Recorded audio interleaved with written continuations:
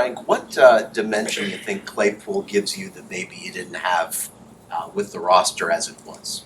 I just think anytime we have a chance to acquire players that can help us in any way, we're always going to be in the business of doing that. So I think that's what we're doing right now, the assessment of just seeing where we can use his skill set, where he fits, and just assimilate into the offense. So, I wouldn't say right now we're pigeonholing one thing to say, Barry, like, he does this. It's more of right now getting him up to speed, operating with us so we can be able to fit him where we need to as we go forward for the season. What do you like about his skill set that you've seen over time? Yeah, he's a big, fast wide receiver, good catch radius, blocking skills obviously are up to par. So, everything you're looking at from a complete skill set. And then now it'll be just teaching them how we operate, because it's like everything is like plays are plays. Players make plays come to life, but through their ability to execute the techniques and fundamentals, that's what makes it come to life. And that's where whenever you acquire someone in season, they're missing that off season of the build through the process that we've had. So it's easy to bring someone in, right away, but then also it's okay. They may have taught a route this way, we teach it this way, but they look the same, but yet the variance is a little different. So that's the biggest thing that he's getting up to speed with, is our terminology and what our expectations are. But as far as the skill set, everything looks good, really good so far. How quickly have you ever seen, other than guys like Jeff Wilson who already knew your offense, how quickly have you seen a guy come into a program and get it down pat, and, as Mike McDaniel say, speak Spanish? Yeah, hell, in my past, we signed Waller off practice squad and he was playing the next week. So it's like, it's very doable. So, it's all about the relationship between the position coach, the player, and understanding it's just a process to do it. So I don't think there's any limitations as to the timeline. It's just, what volume are you going to require him to be able to carry? What length of the offense do you want to carry? So it's those are the variables that play in. But I think, especially talking to him, I don't think there's any limitations with him physically or mentally. So we'll be excited for the growth over the next foreseeable future. So it's a little offbeat, but one thing that I promise I won't go Brad Stevens deep on that deal. Yeah, I was gonna say. So obviously, Mike is really big on like being a really good teacher, like teaching guys the why and whatnot. I was curious, in your just history of life, are there any notable teachers that stick out to you, whether it's grade school, whether it's when you were kind of coming up the coaching ranks, that taught you maybe like, all right, this is the way, so pass on information to other people so they can do their jobs well? Yeah. The first one I ever had was Gary Westerman, and he was my track coach in college or high school. And coincidentally, he was Alex's high school coach at Bayport High School in Green Bay, and explaining the why to what you're doing and how it's going to make you better. And that's the only way my college coach Terry Hepner spoke. If I'm going to ask you to do anything, this is why. So naturally, when we got together and explaining things, that's the only way things make sense to me. So I have to ask questions of why are you asking me why am I doing this?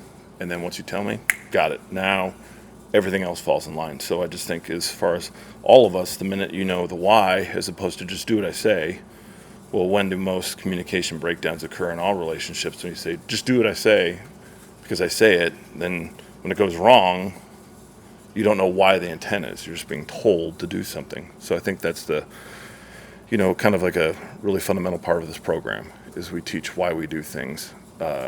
So therefore you can own it, and then you can evolve through the process together, because we all understand what we're trying to do. Frank, you guys had probably one of the more interesting opening plays I've seen. 31 personnel. I think Waddle came in the backfield. You faked to him, and Etienne runs for 25. Can you maybe give me an idea of the timing and the why of that play in particular?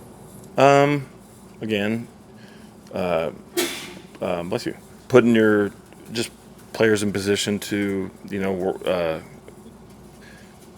give a different look to the defense, and also making them have to adjust to us, and seeing also what that personnel group provides, and running core concepts for us that we can execute together. So it really wasn't one specific reason. It was more of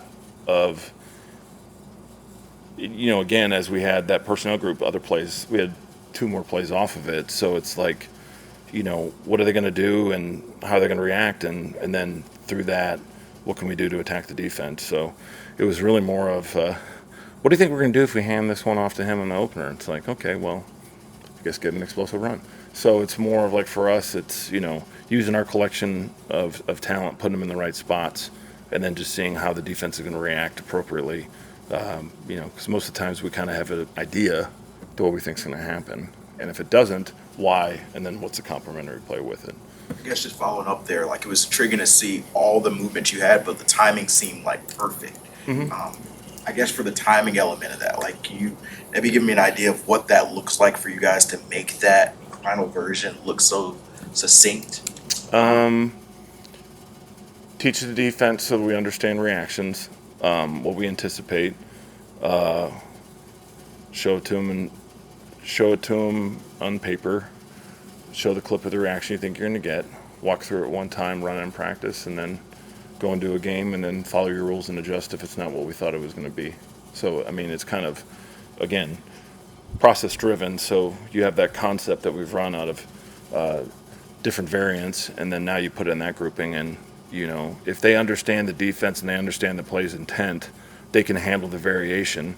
And was it a variation that we didn't expect? So how do we move and how do we operate? I mean, that's kind of, it starts with back in spring when we teach how do we move and snap points, who's moving when, why.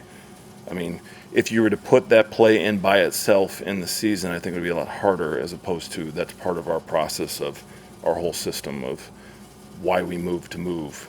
It's because we're moving for reactions of defense and what we anticipate. Frank, I've got a very football one-on-one question that got Teron Armstead excited a couple of weeks ago. Can you explain the significance of the second step for an offensive lineman? Yeah, it's essentially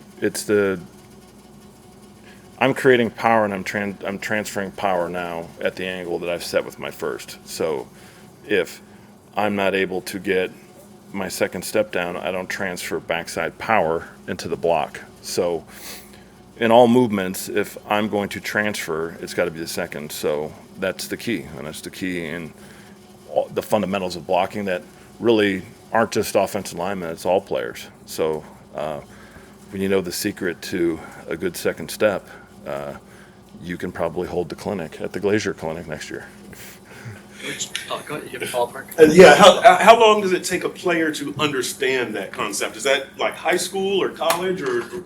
It's simple to talk about. The complexities, the variance.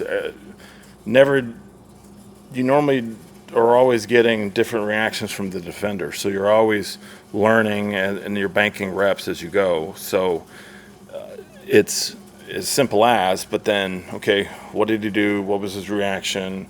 And you work through it all. So I think that ultimately it's an ever evolving learning process. And, like you talk to all, especially offensive linemen, they're always talking about, second step, because really you're transferring power into the defender.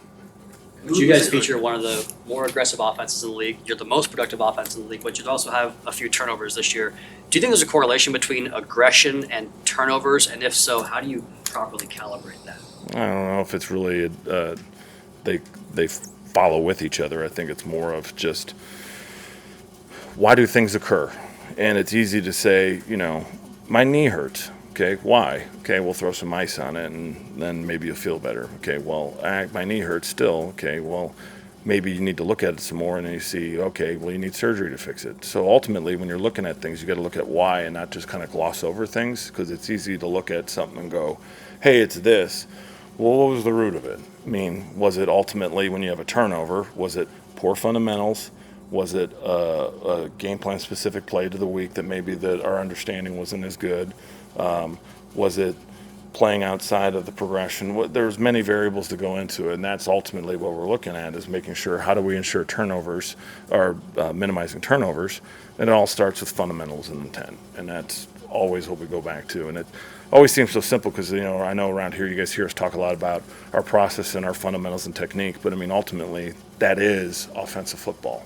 It's our execution of these simple things collectively to make something come to life, because if 10 are doing the right thing and one's not, one player I should say, then that's where you can get off. So ultimately that's where, like, as a quarterback's playing, he's counting on everyone, guys blocking, guys running routes, timing, distribution. So I don't think it's ever something as, hey, we're aggressive so this happens. It's more of, okay, why did that happen here? And then you get to the bottom of it together.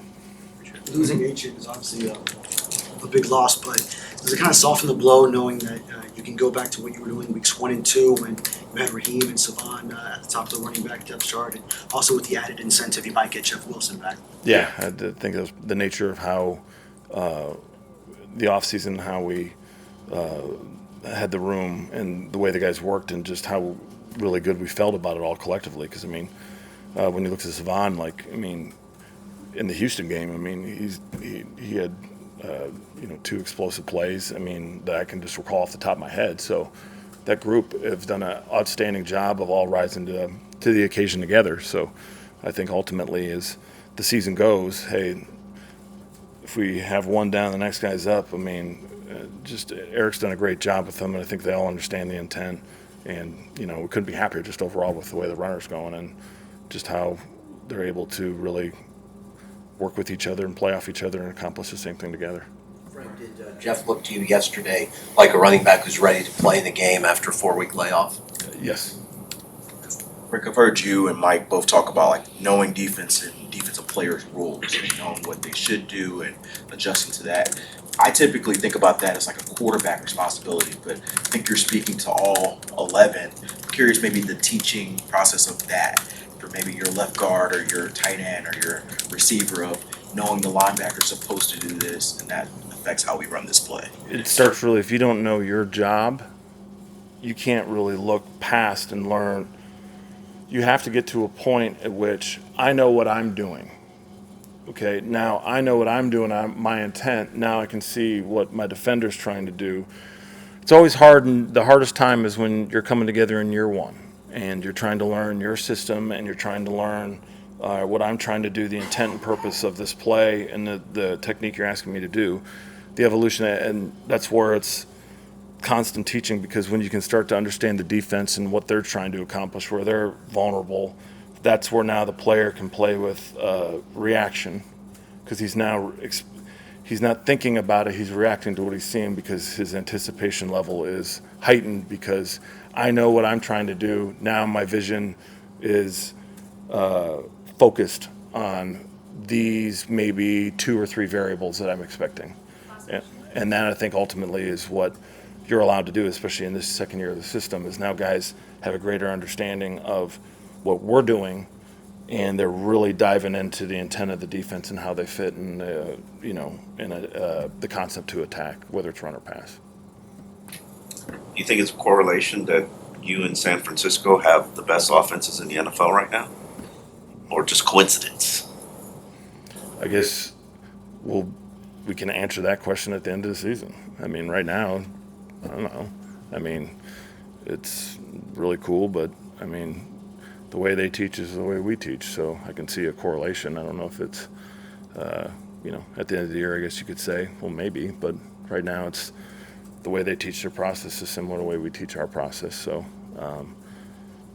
but yet both of us are built a little different. So it's actually just interesting, to really see how it is, because it's a fun process when, they're coming together and you really realize, like, from spring to now, so many things that you started off going, and now they're coming to life in October that, are things that, I know Mike talked about early on when they were in San Francisco and things they had to grow through. So I guess we'll see at the end of the season, but it's pretty cool so far.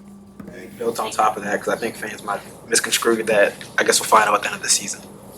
Oh, well, it's just like, I don't know, it's October, so it's like, it's like the swings and everything. It's always like, it's like if you lose track of now and you don't stay now, And you start looking at all those other things, because like in 2011 in New Orleans, we said all these statistical things.